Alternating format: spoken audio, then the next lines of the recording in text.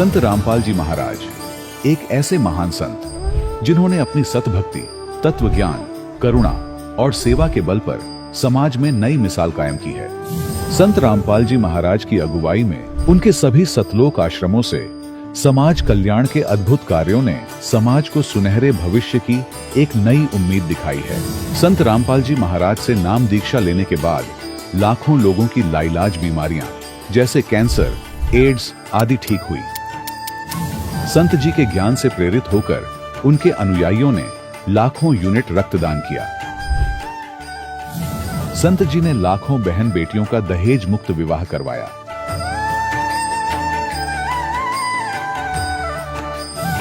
संत जी ने लाखों लोगों का नशा छुड़वाया, करोड़ों उजड़े परिवार बसे। संत जी के आश्रमों में समागम के दौरान निःशुल्क नेत्र चिकित्सा, दंत चिकित्सा प्रदान की जाती है। संत रामपाल जी महाराज द्वारा समय समय पर पर्यावरण संरक्षण के उद्देश्य से बड़े स्तर पर वृक्षारोपण किया जाता है। संत जी ने जरूरतमंदों को तत्काल राहत पहुंचाने के लिए एम्बुलेंस सेवा शुरू की। संत जी अपने अनुयायियों को देहदान के लिए प्रेरित करते हैं, जिससे मानवता की सेवा और चिकित्सा क्षेत्र में सुधार हो सके। संत रामपाल जी महाराज के सभी आश्रमों में हर रोज निःशुल्क भंडारा आयोजित किया जाता है, जहां हर वर्ग, हर जाति और हर धर्म के लोग एक साथ बैठकर भोजन करते हैं।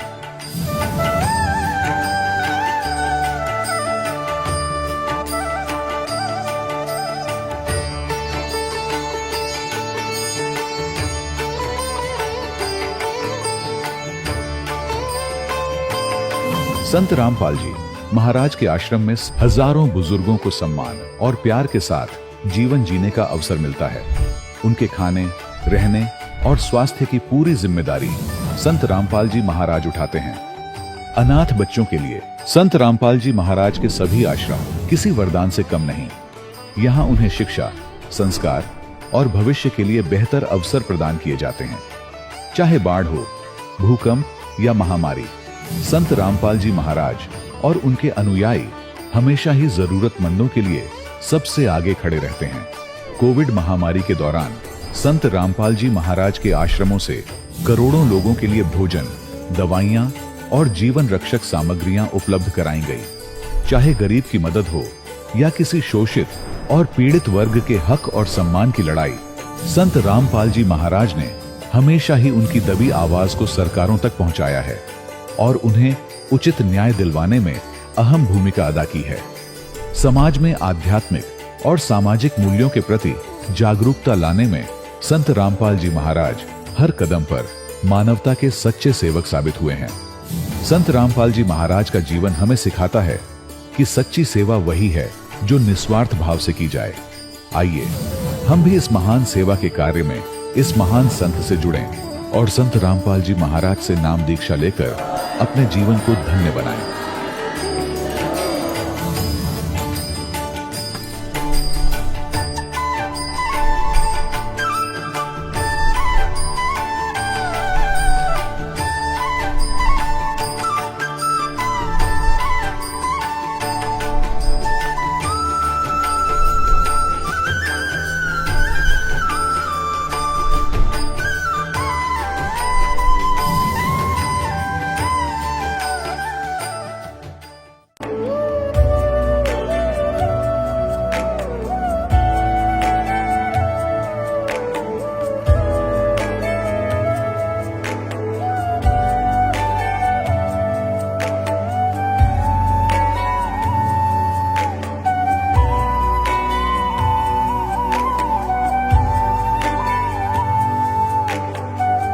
गीता में अर्जुन को स्वयं भगवान कह रहे हैं कि उस परमेश्वर की शरण में जा, उसके लिए उन संतों के पास जा जो तत्वदर्शी हो।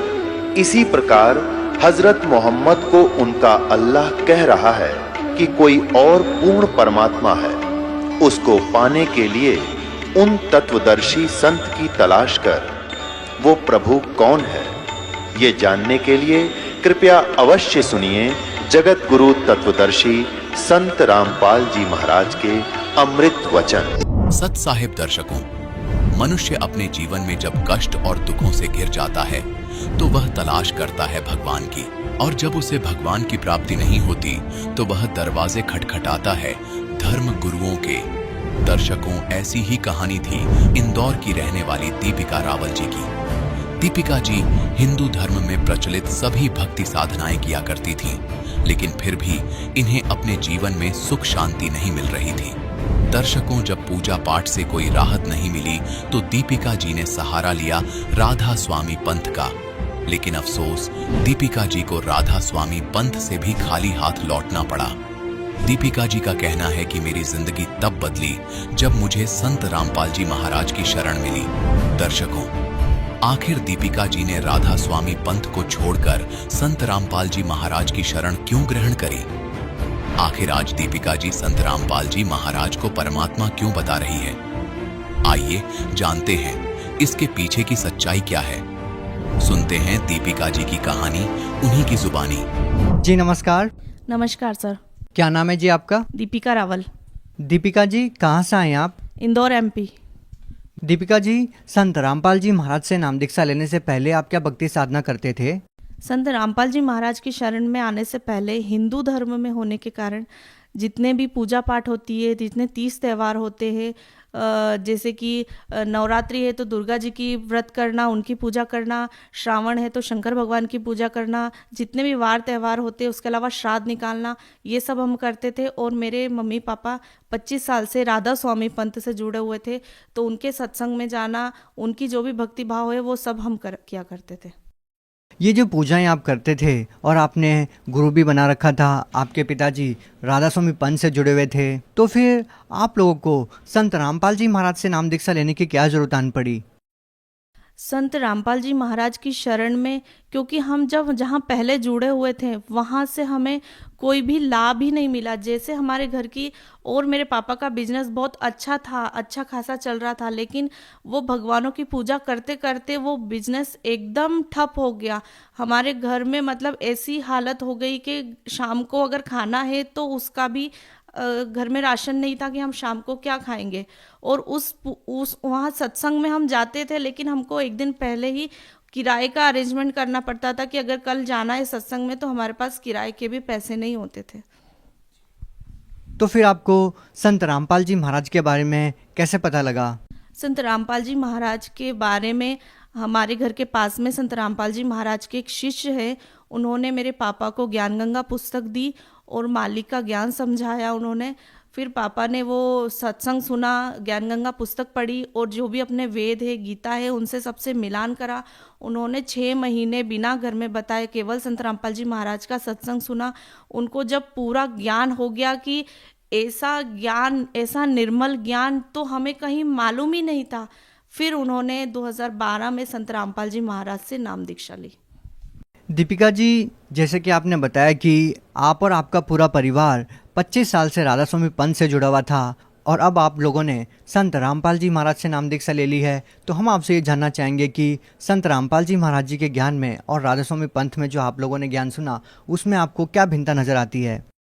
सर, वो तो पूरी की पूरी ही अलग थी। उसमें तो उनको सुबह 2 घंटे 2.5 घंटे बैठ के पाँव पे बैठ के करना पड़ता था। उसके अलावा वो गीता जी का पाठ भी करते थे। और जब हम संत रामपाल जी महाराज के शरण में आए तब हमें पता चला कि वो जो हम 25 साल से कर रहे थे वो तो व्यर्थ था। हमने अपने ज़िंदगी के 25 साल पूरे गवा दिए। और जब मालिक संत रामपाल जी महाराज की शरण में आने से पता चला कि ये ज्ञान, ऐसा ज्ञान तो कहीं देखा ना कभी सुना, तो फिर हम संत रामपाल जी महाराज की शरण में गए। दीपिका जी, जब आपके पिताजी संत रामपाल जी महाराज जी की शरण में आए तो उनको कोई लाभ मिला? संत रामपाल जी महाराज की शरण में आने से हमारे जो घर की आर्थिक स्थिति बहुत ही खराब थी, वो हमारे घर की आर्थिक स्थिति बहुत बहुत बहुत अच्छी हो गई है।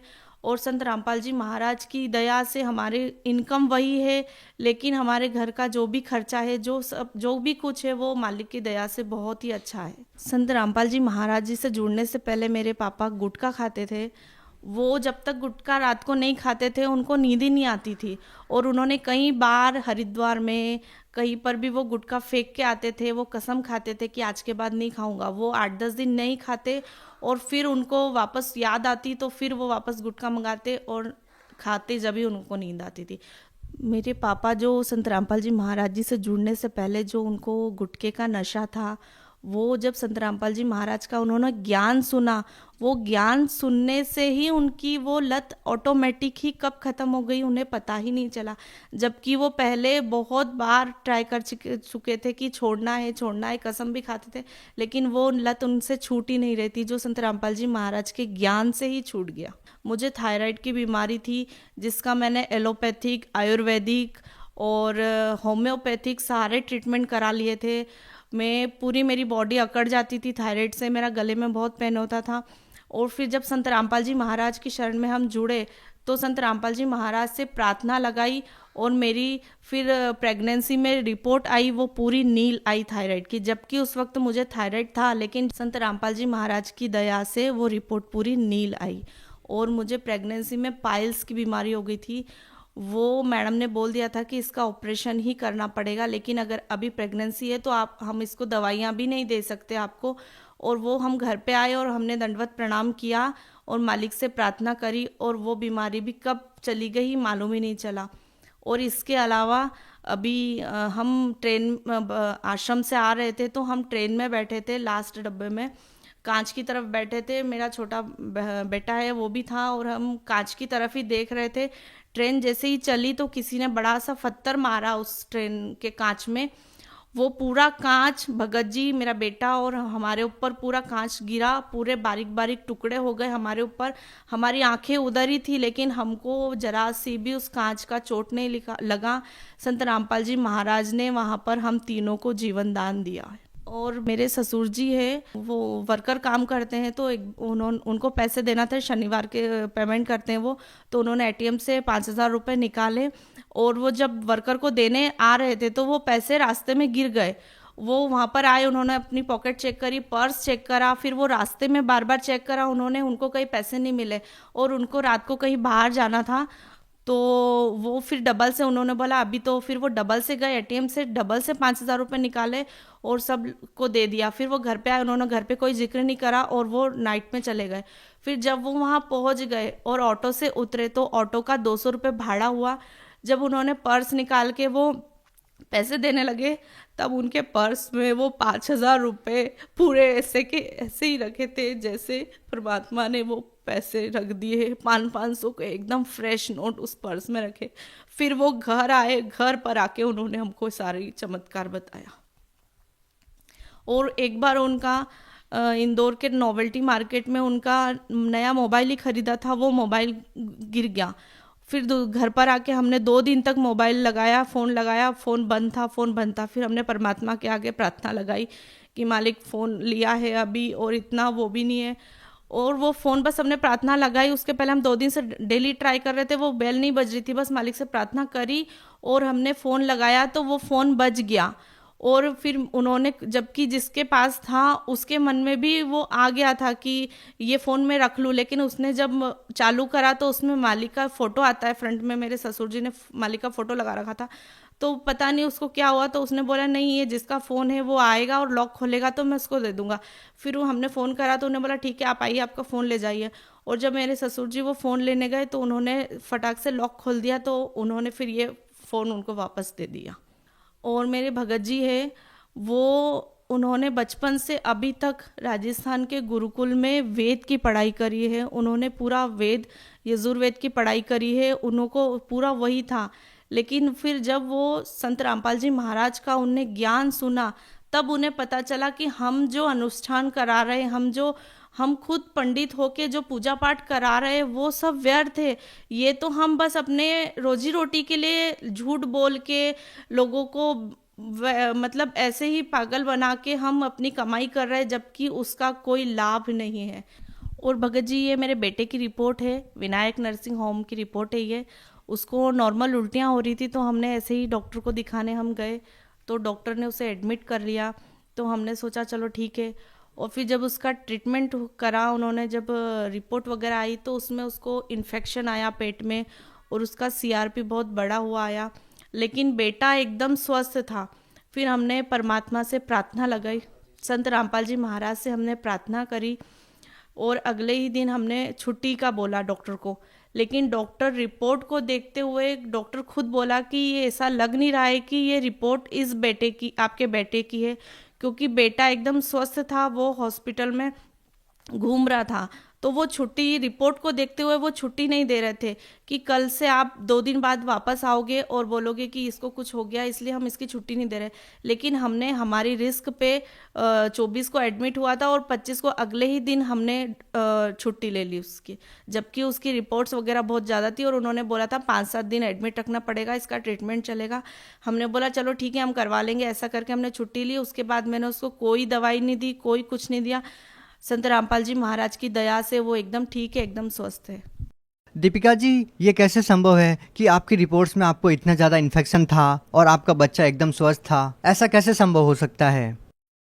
ऐसा संभव ऐसा है, जो हमारे संत रामपाल जी महाराज का जो ज्ञान है और जो हमारे संत रामपाल जी महाराज के शब्द में शक्ति है, उसी का चमत्कार है कि बेटा 3 साल का है, उसने भी नाम दान ले रखा है। तो उसी संत रामपाल जी महाराज के ज्ञान और संत रामपाल जी महाराज के आशीर्वाद से ही ये सब चमत्कार होते हैं। आप भगत समाज को क्या संदेश देना चाहेंगे? भगत समाज को मैं हाथ जोड़कर प्रार्थना कर सकती हूँ, मैं रिक्वेस्ट कर रही हूँ कि प्लीज़ प्लीज़ प्लीज़ संत रामपाल जी महाराज का ज्ञान समझे। संत रामपाल जी महाराज की ज्ञान गंगा जो भी पुस्तक है उसको पढ़िए और जो अपने वेद है, गीता है, इससे मिलान करिए।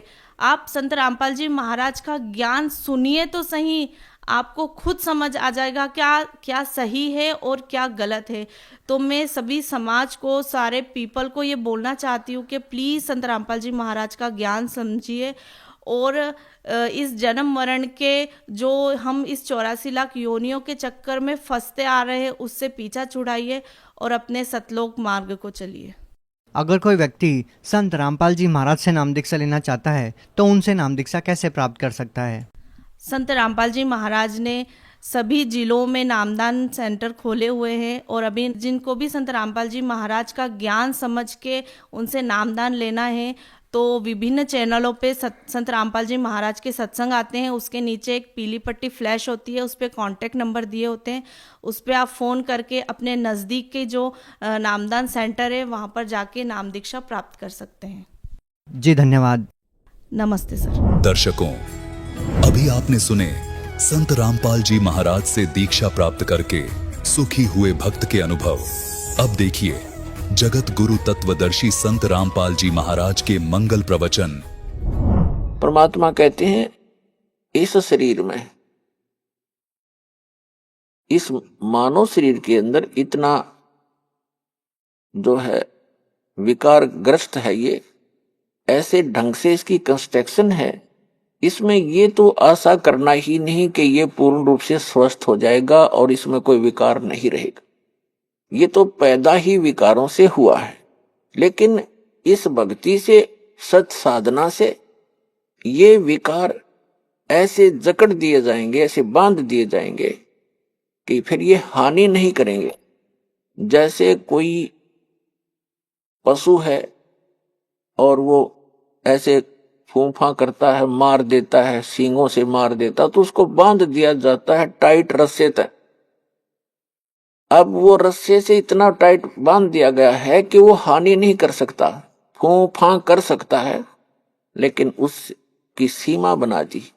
तो परमात्मा की इस भक्ति से, परमात्मा के इस ज्ञान से, सत साधना से इन विकारों को ऐसे बांध दिया जाएगा कि ये मन फूंफा करने की चेष्टा करेगा, लेकिन इस तत्व ज्ञान रूपी रस्सा इसको जकड़ देगा और ये भक्ति की कमाई इसको दबा देगी। जैसे कोई भी इंसान है, कोई रिश्वत लेता है, जिसमें उसको ये ज्ञान होगा कि ये रिश्वत तेरा दुश्मन है, ये तो विष खा रहा है, इस तत्व ज्ञान से पूर्ण रूप से विश्वास हो जाएगा, तो उसके बाद मन चाहेगा कि ऐसा ले लूं, मोटी रकम मिल रही है लेकिन आत्मा धिक्कारेगी, खबरदार इसका हाथ लगा दिया तो ये फूं फां करके चुप हो जाएगा। इसी प्रकार वो एक और कोई दुराचार की वासना उत्पन्न होगी तो आत्मा इसको धिक्कार देगी, ये ज्ञान इसके आगे खड़ा हो जाएगा और इसका उस वहीं पर रुकावट हो जाएगी। तो इस प्रकार हम इन विकारों को भी रोकेंगे इस भक्ति और इस साधना और इस ज्ञान से, और हम अपना आत्म कल्याण भी आसानी से करवा पाएंगे। तो परमात्मा कहते हैं कि सुरपति दुखिया भूपति दुखिया, रंग दुखी बपरीती हो, कहे कबीर और सब दुखिया, एक संत सुखी मन जीती हो। अब मन को जीतना कैसे है? जैसे दोजक भीष्ट सभीते देखे, राजपाट के रसिया, तीन लोक से तरपत नाही, ये मन भोगी खसिया। परमात्मा ने सुख संवेद में बताया है कि दोजक मीन नरक और बहिष्ट मीन स्वर्ग। दोजक बहिष्ट सभी ते देखे, राजपाट के रसिया। इस राज्य प्राप्ति के लिए आपने बहुत से पहले तप किए, जप किए, दान किए, यज्ञ किए, स्वर्ग में गए, स्वर्ग का समय समाप्त करके अपनी पूंजी अक्षीण करके, स्वर्ग क्या है? स्वर्ग इज ए रेस्टोरेंट, जिसमें एक रेस्टोरेंट है जिसमें सब वस्तु आपको अपनी जेब से खरीदनी पड़ेंगी, अपने पल्ले से, अपने पैसे से। सुविधाएं वहां जो उसमें है वो आप पूरी प्राप्त कर सकते हो यदि आपके पास पैसा है, लेकिन आपकी जेब खाली हो रही है। और जिस दिन आपकी जेब हल्की हो जाएगी अपने आप वहां से चल पड़ोगे या आपको रेस्टोरेंट से निकाल दिया जाएगा। तो इसी प्रकार स्वर्ग एक रेस्टोरेंट है जहां आप अपने पुण्यों का नाश करने के लिए जाते हो, कुछ दिनों की बकवाद वहां कराते हो, फिर नरक में भी जाते हो अपने किए हुए पाप कर्मों के आधार से। जब तक पूर्ण परमात्मा कबीर जी की सत साधना हमें नहीं मिलती तब तक हम अपने दोनों कर्म भोगने पड़ते हैं, पुण्य भी और पाप भी। अभी तक आपने विधान सुना होगा कि जैसे कर्म करेगा वैसे फल देगा भगवान। बिल्कुल सही है। आपके जैसे कर्म पूर्व जन्म के हैं उनसे आपकी एक जीवन बन गया, किस्मत बना दी। आपके जो संचित कर्मों में से कुछ पुण्य ले लिए, कुछ पाप ले लिए। उस एवरेज से जिसके पुण्य घने हैं और पाप कम हैं तो उसके पुण्य उसी रेशो से अधिक जीवन में आपको प्राप्त हैं, और पुण्य भी उसी आधार से और पाप भी उन्हीं की रेशो से। तो आप जी को दोनों भोगने पड़ेंगे। यहां इस प्रारब्ध बोलते हैं इसको, प्रारब्ध यानी जीवन में लिखी हुई किस्मत के जो कर्म हैं, जो संस्कार हैं किस्मत के, उनको प्रारब्ध कर्म बोलते हैं। और प्रारब्ध कर्म को कोई नहीं चेंज कर सकता, ना विष्णु जी कर सकते, ना ब्रह्मा जी कर सकते, ना शिव जी कर सकते, ना ब्रह्म कर सकता, ना परब्रह्म कर सकता। परम अक्षर ब्रह्म कर सकता है। मासा घटे न तिल बधे, विधना लिखे जो लेख, और सच्चा सतगुरु मिटाकर ऊपर मार दे मेघ, यानी फॉरएवर खत्म कर देता है। मासा घटे न तिल बधे, यानी 1 ग्राम भी आपके संस्कार इधर उधर नहीं हो सकते, और ना बढ़ सकते ना कम हो सकते। जो विधाता ने आपके भाग्य में, प्रारब्ध में, किस्मत में लिख दिए। प्रारब्ध माने किस्मत। आपकी किस्मत में जो लिखा हुआ है उसमें से ना मासा घट सकता है और ना ही तिल के समान बढ़ सकता है। आपको दोनों भोगने पड़ेंगे जब तक आप परम अक्षर ब्रह्म, उस सत्य पुरुष अल्लाहु अकबर, उस कबीर भगवान की भक्ति नहीं करोगे। उसकी भक्ति कौन सी है? जैसे वैसे तो आप देखते हो कबीर पंथ बहुत चले हुए हैं।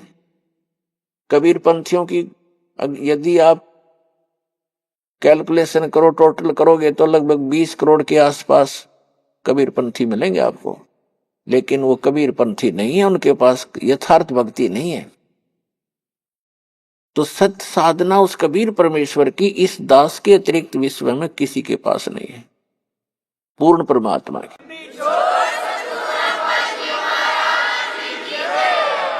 और उस सतलोक को प्राप्त करने की, जहां जाने के बाद साधक कभी दुखी नहीं होता। तो जो प्रसंग चल रहा है कि दोजक भिष्ट सभी ते देखे राजपाट के रसिया, अन्य साधना करके आप जी ने स्वर्ग भी प्राप्त किया और नरक भी, दोनों भोग लिए। और 3 लोक से तिरपत नाही ये मन भोगी खसिया। 3 लोक भी यदि इस जीव को दे दे, इस मन की फिर भी तृप्ति नहीं है, सेटिस्फैक्शन नहीं है। क्यों नहीं है? क्योंकि आत्मा को ज्ञान नहीं है और मन एक शैतान है, उस शैतान का एजेंट है, काल का एजेंट है, ब्रह्म का। तो पुण्यात्माओं,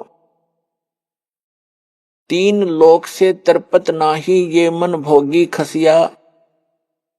जैसे कोई सरपंच बन जाता है गांव का प्रधान, उसकी फिर नीयत ये रहती है कि चेयरमैन बनूं तो बात बने, क्योंकि सरपंचों के ऊपर चेयरमैन अधिकारी होता है। फिर सोचता है चेयरमैन बनने के बाद कि एमएलए बनूं जब बात बने। एमएलए बनने के बाद तो फिर उसके मन में एक धारणा बनती है कि एमएलए भी कोई खास बात नहीं, मिनिस्टर बनो जब बात बने, जब आनंद आए। मिनिस्टर बनने के बाद उसकी टेंडेंसी बन जाती है कि मुख्यमंत्री बनो जब हाथ में कमांड आवे, न तो कोई मजा नहीं आया। अब मुख्यमंत्री बनने के बाद उसको संतुष्टि नहीं होती, वो सोचता प्रधानमंत्री बनूं जब जी में जी आवे, जब आनंद हो, ओवरऑल कंट्रोलर बनो। जो मनुष्य जीवन का काम था वो तो स्टार्ट भी नहीं किया। ऐसी सोच करते करते मृत्यु हो जाती है और फिर वो प्राइम मिनिस्टर बनने की आशा रखने वाला गधा मिनिस्टर बना खड़ा है, वो गधा बन गया। तो पुण्यात्माओं, सौभाग्य आपका, आप जी को ये वचन सुनने को मिल रहे हैं, क्योंकि ये वचन परमात्मा के बताए हुए हैं कि कबीर हरि के नाम बिना राजा रसब हो और माटी लदे कुम्हार के घास न डाले कोई। स्वर्ग का राजा इंद्र या पृथ्वी का राजा भी क्यों ना हो, यदि भक्ति नहीं करता भगवान की, उस पूर्ण परमात्मा की, वो रसब गधे की खच्चर बनेगा, खच्चर। तो पुण्यात्माओं, तो ये ज्ञान परमात्मा ने आके दिया है, इस पर आपने जोर देना पड़ेगा, ये सत्य है। और अन्य साधनाएं जैसे दास बहुत बार बताता है कि जो पूर्व जन्म के प्रारब्ध में, यानी पूर्व जन्म की संस्कारों से बनी किस्मत, उसको प्रारब्ध कहते हैं। आपकी किस्मत में आपके पुण्य अधिक हैं तो आपको पुण्यों के आधार से परमात्मा सभी सुख सुविधाएं देता ही रहेगा। आप चाहे भक्ति करो या ना करो, आप चाहे डाके डालो, चोरी करो, झूठ बोलो सारा जीवन, यदि आपके पुण्य घने हैं, पूर्व जन्म की आपकी बैटरी चार्ज है, तो तब तक आपको कोई प्रॉब्लम नहीं आएगी। और जो पुण्यात्माएं होती हैं जिनको सर्व सुख हैं, वो फिर भी कुछ ना कुछ भक्ति अवश्य करते हैं, वो रह ही नहीं सकते भक्ति किए बिना। तो वो जैसी भी साधनाएं परंपरागत प्राप्त होती हैं या किसी से सुनने से या कोई गुरु मार्गदर्शक से प्राप्त करके वो करते हैं, और उनको सुख तो मिल रहा होता है उनके प्रारब्ध से, यानी पूर्व जन्म के संस्कार से बनी किस्मत से। और वो ये सोच रहे होते हैं कि जो गुरु जी ने ये क्रियाएं मुझे बता रखी है, मुझे इनसे लाभ हो रहा है। तो ये उसकी भूल होती है। एक जीवित उदाहरण बताते हैं एक आपको कि एक रोहतक शहर के अंदर एक फाइनेंसर था, फाइनेंसर जो ब्याज पे पैसे देता है। तो इस दास ने प्रारंभ में जब ये शुरू किया, सरकारी नौकरी को त्याग दिया, तो भक्तों ने सोचा कि ज्यादा दुखी हो जाते हैं गुरुजी, गांव गांव में जाते हैं, बसों में जाते हैं तो तंग हो जाते हैं। एक जीप की व्यवस्था की, उसके लिए फाइनेंस करवाया उस फाइनेंसर से। वहां आने जाने लगे, बैठने लगे, स्वभाव ठीक था। हमारे भक्तों ने उनको समझाने की चेष्टा की, उसके पिताजी को भी कहा, वो भी वहीं बैठता था उसी ऑफिस में। तो उसके पिताजी से कहा कि आप ये ज्ञान समझो, हमारे गुरुजी ऐसे भक्ति बताते हैं, आप ये भक्ति करो। तो वो उनके पिताजी कहने लगे कि भाई आज मेरे घर में जो सुख है शायद किसी को होगा, और मैंने गुरु भी बना रखा है, और हम श्री राम, श्री कृष्ण और श्री शंकर भगवान, श्री विष्णु भगवान और दुर्गा माता आदि की पूजा करते हैं। अरे इन्होंने हमारे सारे ठाठ कर रखे हैं। एक लड़के का तो ये व्यवसाय, वो प्रॉपर्टी डीलर का काम भी करता था, फाइनेंसर का भी काम करता था, खूब बढ़िया काम चल रहा था, अच्छी कोठी बना रखी थी। उसी का एक भाई जज लगा हुआ था, जज, और उसकी पत्नी भी जज लगी हुई थी। तो वो बुजुर्ग कहता है, उनका पिताजी कह रहे हैं कि आज मेरे घर में जो सुख है किसी शायद किसी को होगा। सारी बताई कि एक बेटा तो ये बहुत पैसे कमाता है, हम इसी ने सुख मान रहे हैं। एक बेटा जज लग गया है और बेटे की पत्नी भी जज।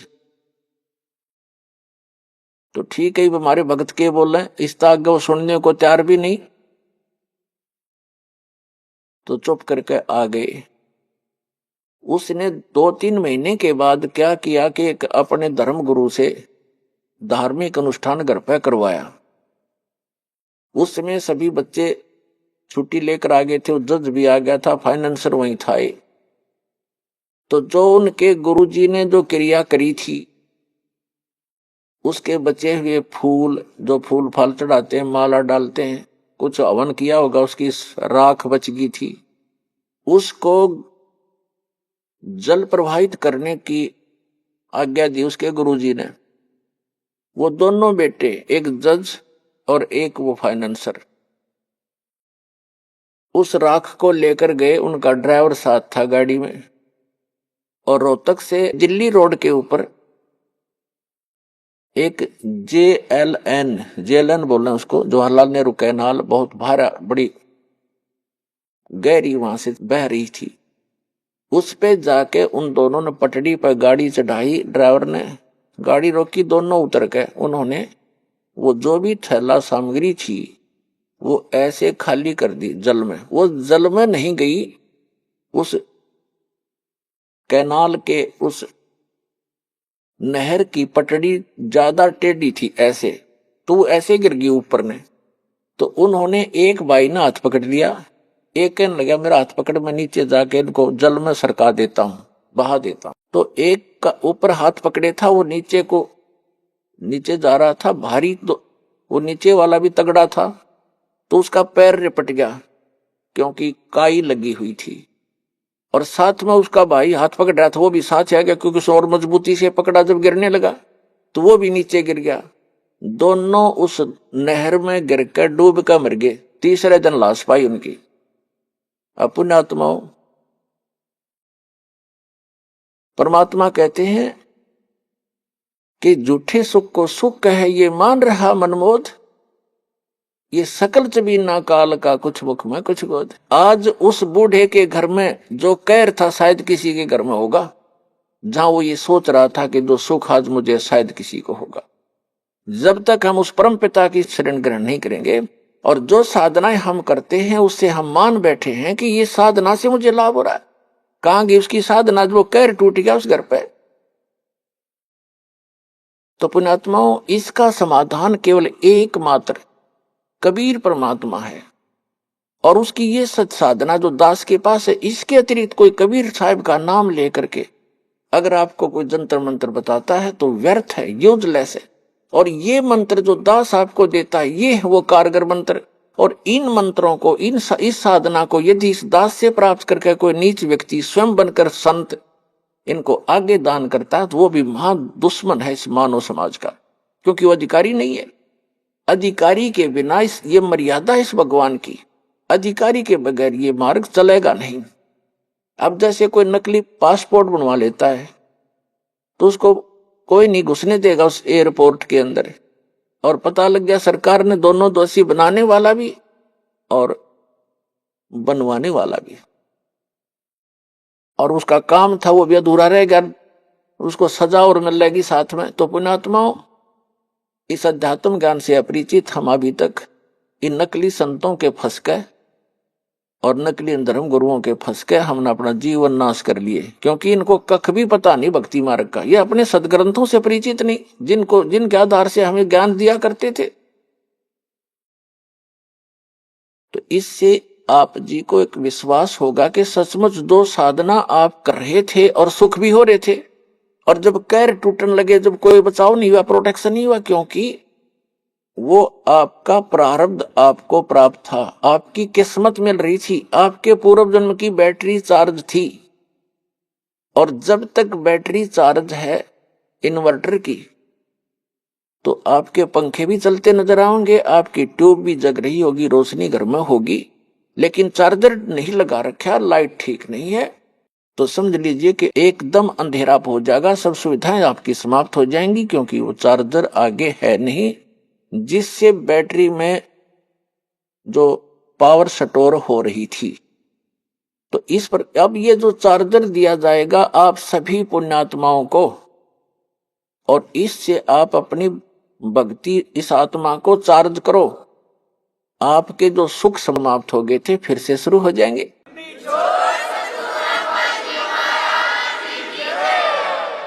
परमात्मा कबीर जी कहते हैं, गुरु बिन माला फेरते, गुरु बिन देते दान, गुरु बिन दोनों निष्फल हैं, चाहे पूछो वेद पुराण। गुरु गोविंद दोनों खड़े, काके लागू पाए, बलिहारी गुरु अपना, जिन गोविंद दियो मिलाए। गुरु बड़े गोविंद से मन में देख विचार, हरि सुमरे सो रह गए, गुरु सुमरे हो पार। कबीर हरि जय रूठ जा, गुरु की शरण में जाए, कहे कबीर गुरु रूठ गए, तो हर ना करे सहाय। अब जैसे क्या बताते हैं परमात्मा कि जिस समय आपका राम रूठ गया, हरि रूठ गया, भगवान रुष्ट हो गया, तो कैसे लक्षण होंगे? जैसे कोई दुखी व्यक्ति होता है और उसको आपदा पर आपदाएं आ रही हैं, तो वो अपने आप कहता है कि भी मेरा भगवान रुष्ट हो गया, मेरा राम रूठ गया। और जिसके सुख दिखाई देता है उसको सभी कहते हैं कि भाई इसका भगवान राजी है, इसका परमात्मा प्रसन्न है इसके ऊपर। तो पुण्यात्मा, परमात्मा प्रसन्न का क्या लक्षण है कि उसके पुण्य उसके साथ हैं, तो तब तक उसका भगवान खुश दिखाई देता है। और जिसके पास पुण्य नहीं है, उस पर पुण्य से सुख होता है और पाप से दुख होता है। जिनके पास पुण्य नहीं है, पाप स्टार्ट हो गए, तो उनका राम रूठ गया, यानी उन पर आपत्ति आनी प्रारंभ होगी। तो यहां परमात्मा कहते हैं, कबीर परमेश्वर जी अपनी महिमा आप बताने आते हैं। वो आप आरती, आप साजे, आप किंगर, आप बाजे, आप ताल धान जनकारा, आप नचे आप देखन हारा, कह कबीर ऐसी आरती गाऊं, आप मध्य आप समाओ। अपनी महिमा आपने अपने बच्चों को वो स्वयं बताने आते हैं, क्योंकि भगवान की महिमा ना भगवान ना बता सके, जीव कैसे बता सकता है? ठीक है, उसके बताने के बाद हमारे जैसे जीवों का भी परमात्मा ने दया करी जीवों पर कि हम उनकी द्वारा दी गई बुद्धि से उसके बच्चों तक ये संदेश उसका एज इट इज भेज रहे हैं। आप क्या बताते हैं कि जब आपका राम रूठ गया तो आपके पुण्य समाप्त हो गए, आपत्ति स्टार्ट होगी, दुख पर दुख आने लगे। तो परमात्मा कहते हैं कि उसका समाधान क्या है। जैसे आप कोई एक घड़ा पानी का भर के या एक बोतल पानी की भर के और सफर में जा रहे हो या कहीं खेतों में काम कर रहे हो, कोई मजदूरी कर रहे हो, और वो घड़े का जो पानी आपका जल समाप्त हो गया। जब तक जल था तो नो प्रॉब्लम, जब जल समाप्त हो गया तो बड़ी प्रॉब्लम, प्यास से प्राण निकलने को हुए। तो उस आपत्ति आ गई आपके ऊपर, क्योंकि आपके घड़े का जल समाप्त हो गया। वो कहाँ मिले?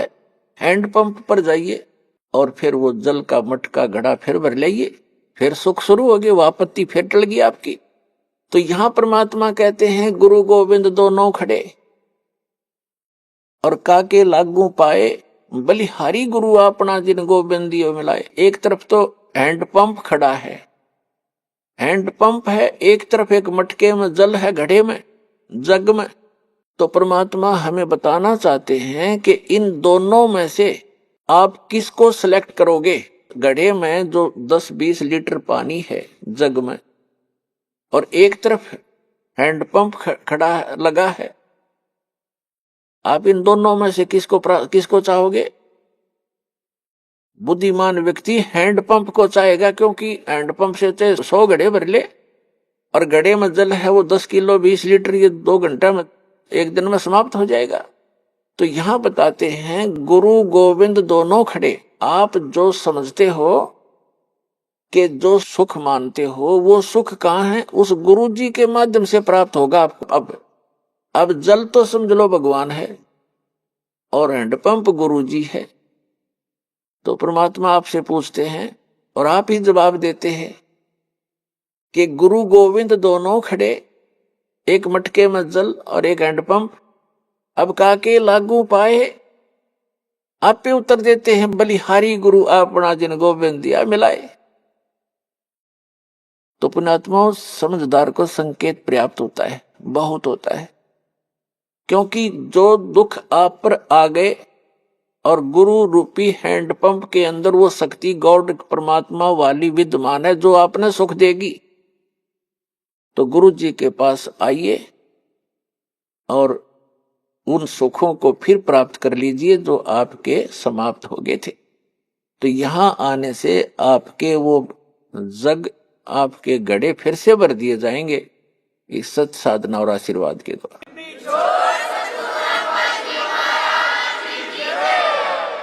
अपनात्माओं, देखो आपको यहां आने से कितना पुण्य मिलता है और आप कितने खाली हो चुके हो पुण्यों से। आशीर्वाद दिया जाता है, आशीर्वाद आपको एक एक्स्ट्रा ऐड होती है उस गॉड की, इस दास यानी उसके गुरु रूप में रिप्रेजेंटेटिव के माध्यम से वो आपको एक्स्ट्रा राहत दी जाती है, ताकि आप फिर अपने आप भक्ति साधना करके अपने पैरों पर खड़े हो, खुद साधना करो। ये समझ लो आपको सब्सिडी है गवर्नमेंट की तरफ से। जैसे गवर्नमेंट कई जगह 80% सब्सिडी दे देती है। 1 लाख रुपया लोन ले लिया, काम करो भाई अपना, 80% सब्सिडी यानी माफ कर दी, 20% रह गया। और जो नालायक उसने भी नहीं दे सकता, उससे भी नहीं कर, तो वो करता नहीं व्यवसाय, वो बकवास कर रहा है। तो इस प्रकार आपको यहाँ आने से जो आशीर्वाद दिया जाता है, तो ये तो समझो आपको सब्सिडी दी जाता ना, आपको ये तो फ्री में दे दिया। फिर आपने साधना करनी पड़ेगी, वो फिर साथ में मंत्र मजदूरी दी जाती है कि अपनी कमाई करो, अपने भर लो, फिर से एक बैंक बैलेंस बनाओ भक्ति का जो आप खाली कर चुके हो। और ये बैंक बैलेंस इस सच साधना से बनेगा, इसकी थोड़ी ही भक्ति से घनी कमाई होती है। ऐसा व्यवसाय दिया जाता है। जैसे एक मजदूर सारा दिन में 150-200 रुपए प्राप्त करता है, सारा दिन कस्सी बजाता है, और एक ऐसा व्यवसाय कर रहा है जो प्रतिदिन 1 लाख रुपए का गल्ला इकट्ठा उठाता है। तो दोनों ही मनुष्य हैं, दोनों ही कर्म कर रहे हैं, लेकिन वो कितना लाभ उठा रहा है और उसके पास कितना है। तो ऐसी साधना है ये, जो आप प्रतिदिन 1 लाख का गल्ला उठाओगे, 1 लाख रुपए। ये तो एक एग्जाम्पल है। ये ऐसी साधना आपको दी जाएगी। पूरे विश्व के प्राणी भी इससे ऐसे ही लाभ प्राप्त कर सकते हैं, पूरे विश्व के।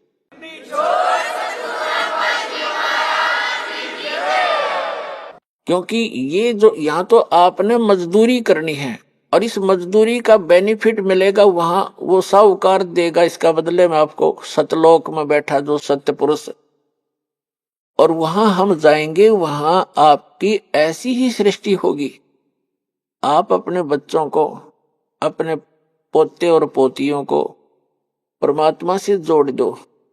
अब जैसे आपके लायक बेटा बेटी हैं और लायक आपके पोता पोती हैं, और आपको कितना अच्छा लग रहा है, यहाँ पर कितने प्यारे लगते हैं, कैसे इनके साथ घुल मिलकर रहते हो, बहुत अच्छी बात है। लेकिन इनमें रहोगे कितने दिन? जो आपको मूर्ख बनाकर रखा हुआ यहाँ पर काल ने, 1 सेकंड में पता नहीं के बिजली गिर जा। और इस सत्य ज्ञान के अभाव से हम इन्हीं में उलझ पुलझ कर यहीं पर फंस जाते, और फिर अपने अपने ये संस्कार पूरे किए। आज दादाजी मनमान अगले जन्म में नाइजीरिया में पैदा हो जा और पोता हो जा अमेरिका में, या फिर दूसरा ये है दादा की जगह गधा बन रहा और पोता बन जा कुत्ता।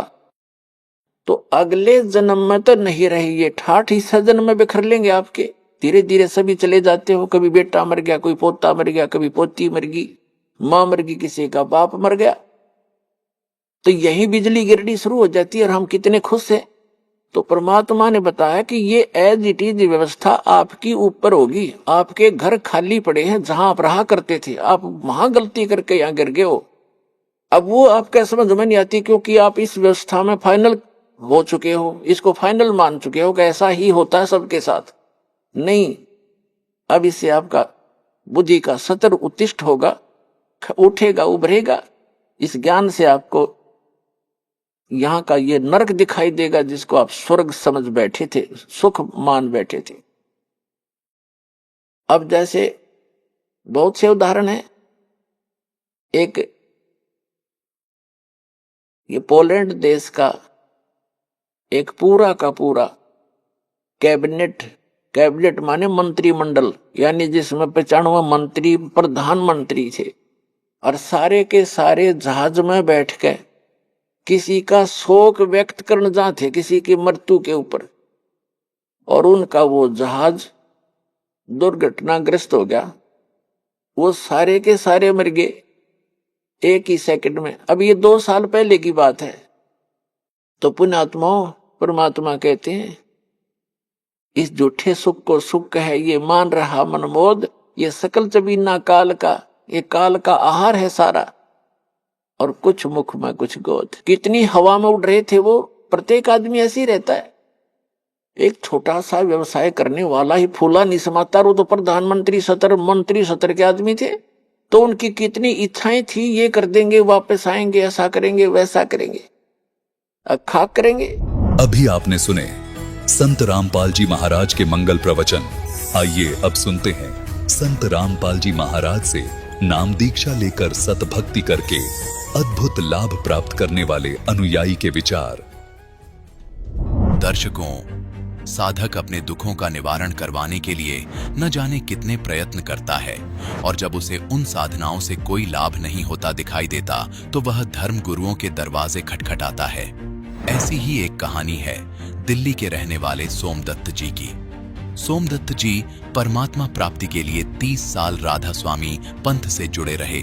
उनके द्वारा बताई गई भक्ति साधना करते रहे, लेकिन फिर भी इन्हें कोई लाभ नहीं मिला। सोमदत्त जी शारीरिक रूप से और मानसिक रूप से पीड़ित हो चुके थे। इन्हें कोई भी आध्यात्मिक संतुष्टि नहीं मिल रही थी।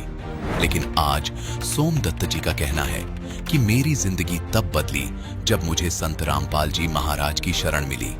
दर्शकों, आखिर संत रामपाल जी महाराज ऐसा कौन सा ज्ञान बता रहे हैं कि श्रद्धालु अन्य पंथों को छोड़कर संत रामपाल जी महाराज की शरण में खींचे चले आ रहे हैं? आइए जानते हैं कि आखिर इसकी सच्चाई क्या है। आइए सुनते हैं सोमदत्त जी की कहानी उन्हीं की जुबानी। नमस्कार सर। नमस्कार सर। सर क्या नाम है आपका? मेरा नाम सोमदत्त है जी। सर कहाँ से आए हैं आप? मैं शाहजहाननगर दिल्ली पाड़म से आया हूँ जी। सर संत रामपाल जी महाराज से नाम दीक्षा लेने से पहले आप क्या भक्ति साधनाएं करते थे? मैं संत रामपाल जी महाराज से नाम लेने से पहले ये राधा स्वामी सत्संग ब्यास की गद्दी है, वहाँ से दीक्षित था। सर आप राधा स्वामी ब्यास से कितने साल तक जुड़े रहे और आपने वहाँ क्या क्या भक्ति साधनाएं की? मैं वहाँ से करीब 30 साल राधा स्वामी जो गद्दी थी उसकी मैं दीक्षित रहा हूँ। और जैसे वो भक्ति बताया करते थे वैसे अपने मतलब दिल से करते भी थे, लेकिन कोई विशेष लाभ उसमें नहीं होता। वो उसमें 5 मंत्र देते थे, ज्योत निरंजन, ओंकार, रंकार, सोहंग और सतनाम, लेकिन उसका विशेष लाभ कोई नहीं मिला जी। बस करते रहे। फिर एक बार हमारी पत्नी को जो है पित्त की थैली में जैसे पथरी थी तो उसका बार बार दर्द उठता था, तो हम उसके इलाज के लिए काफ़ी मतलब वैद्यों से भी दिखाया, उधर भी दिखाया। डॉक्टरों का तो ये इलाज था कि इसका ऑपरेशन करवाना पड़ेगा, लेकिन पत्नी हमारी ऐसे थोड़ी कमज़ोर दिल की है, उसने कभी ऑपरेशन के लिए तैयारी अपनी करी नहीं। 31 मार्च 2005 की बात है। तो उस दिन मैंने छुट्टी कर रखी थी घर पे।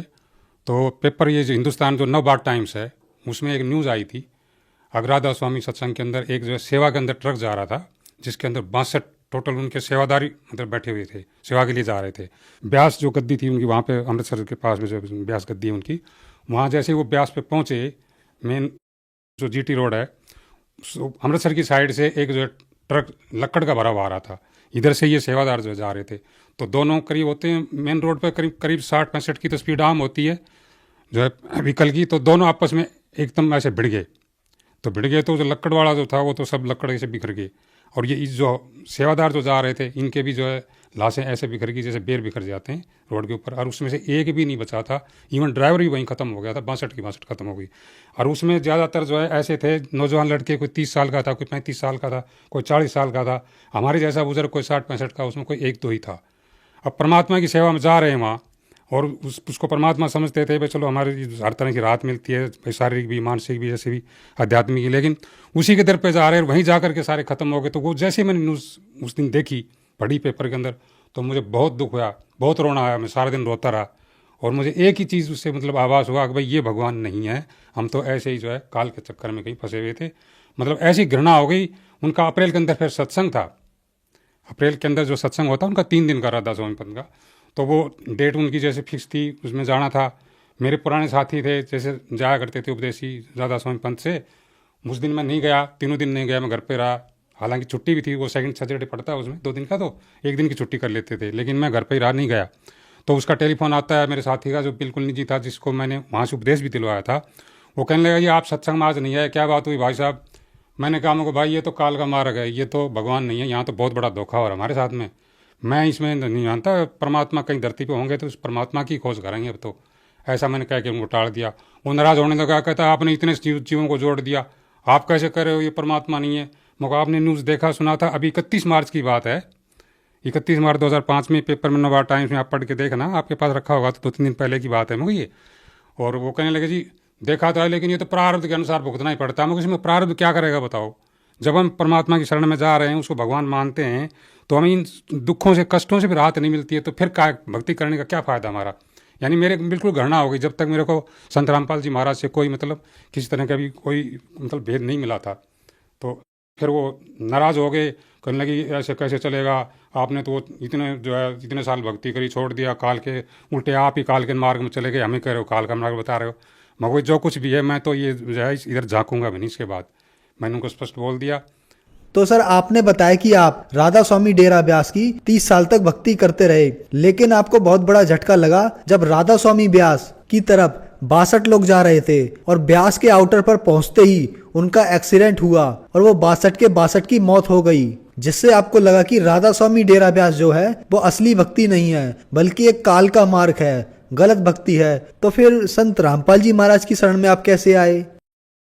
उसके बाद क्या होता जी, उन दिनों में जो है ये आस्था चैनल चलता था, तो मैं आस्था चैनल पे और भी जैसे धार्मिक के संत महंतों के सत्संग जैसे प्रवचन आते रहते हैं, धार्मिक चैनल पे मैं सुनता रहता था, अभी कौन क्या कह रहा है नहीं कह रहा। तो वो जो खास कोई विशेष मुझे छोटी मोटी उनकी बातें कोई लगती थी वो नोट कर लेता था पेपर पे, लेकिन जो दिल से संतुष्टि नहीं हुई। फिर करते करते जो है ये करीब सितंबर सितंबर 2005 की बात है। तो जैसे ही मैं वो धार्मिक सत्संग देखता था तो करीब 8:30 बजे का टाइम होता था उन दिनों। तो गुरु जी का जो है ये रामपाल जी महाराज, संत रामपाल जी महाराज का चल रहा था प्रोग्राम। तो मैंने देखा ये संत तो मतलब अजीब से ही लग रहे हैं, और ये बता रहे हैं, वो शेरा वाली का जब जिक्र करते थे, शेरा वाली जो माता है अष्टांगी, इसका जैसे हम 5-7 उपदेशी बैठ जाते थे तो ये चर्चा होती थी जी आदि कुमारी है। पूछते थे भाई एक तरफ तो इसको आदि शक्ति कहते हैं, दूसरी तरफ कहते हैं जी ये जय माता की बोलते हैं। ये बात समझ में नहीं आती, भाई माता जी तो कोई विवाहित औरत को बोलते हैं, कुंवारी लड़की को तो माता जी नहीं कहते। तो मतलब किसी के पास ये संतोषजनक जवाब मिलता ही नहीं था, ये मतलब संदेह रहता था। लेकिन उस दिन बाई चांस जो है ऐसा हुआ, परमात्मा संत रामपाल जी महाराज का वो चैनल खुल गया, उस पर देखा तो वो यही चर्चा शेरा वाली माता के ऊपर ही बोल रहे थे। अब भाई ये जो शेरा वाली माता है ना, ये जो है एक विवाहिता औरत है, और ये ज्योति निरंजन जो काल है ये इसका पति है। जैसे ही मैंने ये दो मेरे कान में जैसे लफ्ज पड़े, जस्ट टीवी खुलते ही, तो मेरे को खुशी का ठिकाना नहीं रहा, और मैंने सोचा भाई भगवान आज मिल गए मुझे, जब जिसकी तलाश थी ना वो भगवान आज मिल गए। उसके बाद हम जो है करोथा आश्रम गए, और ये 10 सितंबर 2005 की जो है हमने जो है संत रामपाल जी महाराज से दीक्षा ली। सर, संत रामपाल जी महाराज से नाम दीक्षा लेने के बाद आपको क्या लाभ प्राप्त हुए? सबसे बड़ा लाभ तो सर ये हुआ कि जिस मतलब मोक्ष मार्ग जिसे कहते हैं भाई, ये मनुष्य जन्म मोक्ष मार्ग के लिए मिला है, वो सबसे बड़ा फायदा है कि हमें मोक्ष मार्ग संत रामपाल जी महाराज की कृपा से हमें मिला, और उसको जैसे उन्होंने बताया है उसी के अनुसार हम उसका अनुसरण कर रहे हैं। दूसरा कुछ शारीरिक भी लाभ हुआ, मानसिक लाभ भी, जैसे कुछ टेंशन जैसे बनी रहती थी, कोई काम धंधा करते थे उसमें शरीर भारी भारी रहता था, काम भी करते थे लेकिन शरीर में ऐसे नहीं जैसे किसी ने कोई टन वजन रख दिया हो सिर पे, ऐसा शरीर रहता था, मतलब हल्का फुल्का नहीं महसूस करते थे अपने आप को। जैसे रामपाल जी महाराज से दीक्षा ली उसके बाद शरीर ऐसे एकदम हल्का फुल्का हो गया, और एक तरह से मतलब अंदर खुशी सी मतलब छाई रहती है, कोई उदासी महसूस नहीं होती। जब हमने 10 अप्रैल 2005 को संत रामपाल जी महाराज से दीक्षा ली, तो उस टाइम हमने कोई किसी प्रकार की भी प्रार्थना नहीं करी थी अलग से, भाई ये हमारे पास ये कष्ट है, हमारे ऊपर ये कष्ट है जी, दूर कर दो। जो पत्नी को जो है 13-14 साल से पित्त की थैली में पथरी थी, और 13-14 साल से हमने डॉक्टरी इलाज भी करवाया, लेकिन उन्होंने डॉक्टरी इलाज में यही कहा था कि इसका ऑपरेशन के सिवाय और कोई चारा नहीं है। लेकिन जैसे ही हमने 9 सितंबर 2005 में जैसे ही संत रामपाल जी महाराज से दीक्षा ली, उसके तुरंत उसी क्षण से आज तक वो पित्त की थैली का दर्द बिल्कुल ही हमारी पत्नी को नहीं होता है। फिर उसके बाद उसको जीवन दान भी, मेरी पत्नी को जीवन दान भी 1-2 दफ़े परमात्मा ने दिया है। पहली दफ़े तो ये 24 अगस्त 2011 की बात है। उस समय जो है इसी वजह से शुगर की जैसे प्रॉब्लम ज़्यादा बढ़ जाती है, तो मैंने उनको एडमिट करवा रखा था। तो जैसे उन्होंने 19 तारीख से इलाज शुरू किया, तो उसकी तबीयत बजाय ठीक होने के गिरती चली गई। तो मैंने देखा दवाई ट्रीटमेंट भी दे रहे हैं, फिर भी तबीयत गिरती जा रही है, क्या कारण है? अब डॉक्टर भी नहीं बता रहे, दवाई पे दवाई दे जा रहे हैं, क्योंकि पैनल हमारा वैसे सर्विस किया करते थे, सरकारी हॉस्पिटल का पैनल पे मिला हुआ था, तो वो अपने दवाई दे रहे थे, चल रहा था। 24 तारीख तक मतलब इतनी गिरावट में आ गई, अब मैंने अंदर से उम्मीद छोड़ दी थी शायद इसको ऐसे ही डेड बॉडी लेके जानी पड़ेगी। तो 24 तारीख को जैसे दिन की बात है, जैसे खाना हॉस्पिटल का आता है मरीज़ के लिए, मेरा अलग से जो है लड़की लेके आई थी, मैंने खाना अपना भी खा लिया, उसने भी खाना खा लिया था। तो वो आधे घंटे के लिए जैसे मरीज़ की आंख लग जाती है, तो बेड पर जैसे सो गई थी, कुछ सो रही थी, कुछ अर्धचेतन अवस्था में थी। तो उसको एकदम से इतनी ज़बरदस्त हंसी आई, ज़ोर से खिलखिला के हंसी खूब। फिर मैंने सोचा कि इसकी आंख तो बंद है, खिलखिला के हंस रही है, क्या कारण है, चलो जब ये उठेगी तो पूछेंगे। तो जैसे ही वो आधे घंटे बाद उसकी आंख खुली, तो मैंने पूछा कि क्या बात थी, तो बड़ी ज़बरदस्त ज़ोर से हंसी आई थी। तो वो कहती, फिर वो दोबारा हंस पड़ी। फिर मैं वो बताओ क्या कारण था, तो वो कहती है बताऊँ असली बात क्या थी। अब संत रामपाल जी महाराज गुरुजी आए थे, कह रही है पत्नी, अब गुरुजी आए थे अभी, और ये डॉक्टर खड़े थे, सबको डांट मार रहे थे, अब तुम मेरे मरीज को, मेरे बच्चे को कैसे मार दोगे, ढंग की दवाई दे दो नहीं तो तुम्हें टांग दूंगा, ऐसे कह रहे थे। तब मुझे हंसी आ गई, इसलिए हंसी थी मैं। तो फिर मेरे को चलो, ये तो परमात्मा दया कर दी, संत रामपाल जी महाराज की कृपा हो गई। अब तो मुझे उम्मीद है कि अब से उसको डेड बॉडी नहीं लेगा। मैंने अपने दिल में सोचा, उसको तो नहीं बताया। फिर जो है उसके बाद 2 घंटे बाद जैसे डॉक्टर सर्वे पे आते हैं शाम को देखने के लिए, पूछते हैं मरीज को क्या हाल है। तो मैं उनसे डॉक्टर से फिर जो है डांट मार के कहने लगा, तुम्हें 5 दिन हो गया इस मरीज को रखे हुए, और तुम दवाई दे रहे हो, एक जो है एक पैसे का आराम नहीं नजर आ रहा, इसको क्या कारण है बताओ। वो कहने जी सर जी हम दवाई बढ़िया देंगे, ऐसी कोई बात नहीं है, दवाई तो अभी बढ़िया दे रहे हैं, बाकी दवाई बदल देते हैं। तो जैसे ही उन्होंने उसके बाद 2 घंटे बाद एक टेबलेट, कोई छोटी सी टेबलेट लाए, और कोई सारी दवाइयाँ बंद कर दी, जो 3-4 तरह के इंजेक्शन थे वो भी बंद कर दिए। एक ही टेबलेट दी उन्होंने, वो शाम को दी, और सुबह दी, और सुबह फिर 11 बजे जो है दूसरे दिन छुट्टी कर दी। संत रामपाल जी महाराज की दया से मेरी पत्नी को इतना लाभ मिला, उनको जीवन दान एक तरीके से समझिए उनको मिला। दूसरा मेरी पत्नी को ये लाभ मिला शारीरिक कि वो बच्चे को, मेरी बिटिया का जो बेटा था उसको नहला रही थी और फर्श पर गीला फर्श होने की वजह से उस पर गिर गई थी और रीढ़ की हड्डी में 2 जगह फ्रैक्चर हो गया था, पीछे ऐसे चित गिरने से 2 जगह फ्रैक्चर हो गया। उसकी आवाज़ चली गई थी। मैं घर पे भी नहीं था उस टाइम, मैं कहीं बाहर आया हुआ था, सेवा पे आया था इधर। तो उन्होंने बताया मेरे को टेलीफोन करके ऐसी ऐसी बात हो गई है और मम्मी को चोट लग गई है।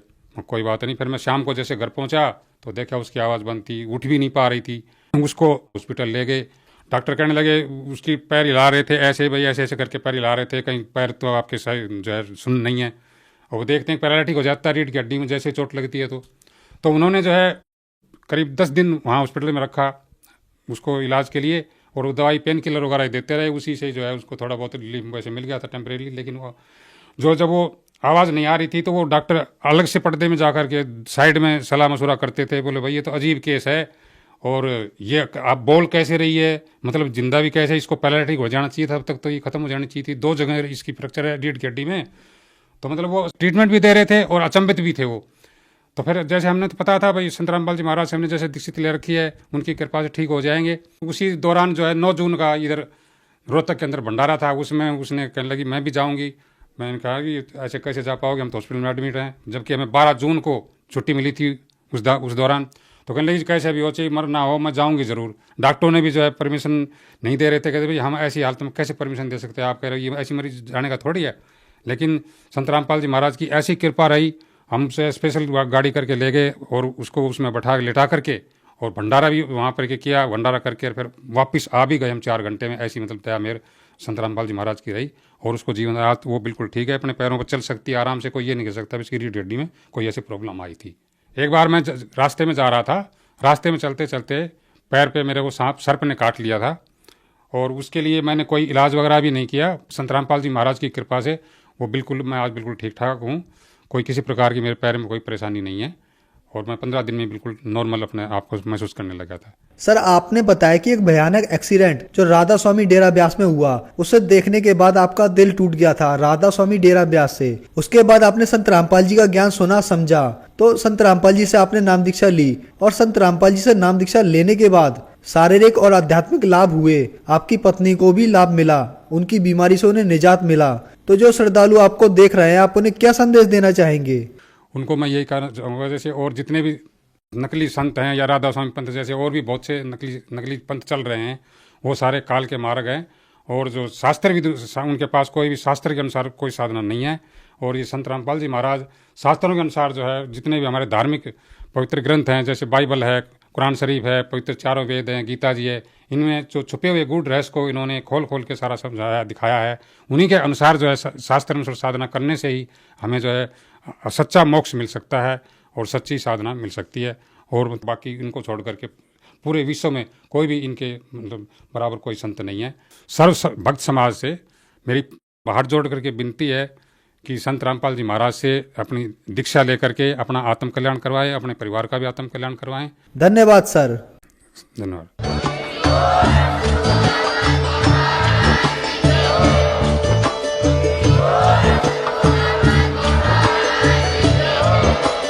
आप सुन रहे थे जगत गुरु तत्वदर्शी संत रामपाल जी महाराज जी के मंगल प्रवचन। अधिक जानकारी के लिए विजिट कीजिए हमारी वेबसाइट www.jagatgururampalji.org। संत रामपाल जी महाराज जी के शुभ आशीर्वाद से पूरे विश्व भर में 500 से भी ज्यादा नाम दीक्षा केंद्र हैं, जिन पर संत रामपाल जी महाराज जी द्वारा ऑनलाइन निशुल्क नाम दीक्षा दी जा रही है। अपने नजदीकी नाम दीक्षा केंद्र का पता करने के लिए संपर्क करें 8222880541।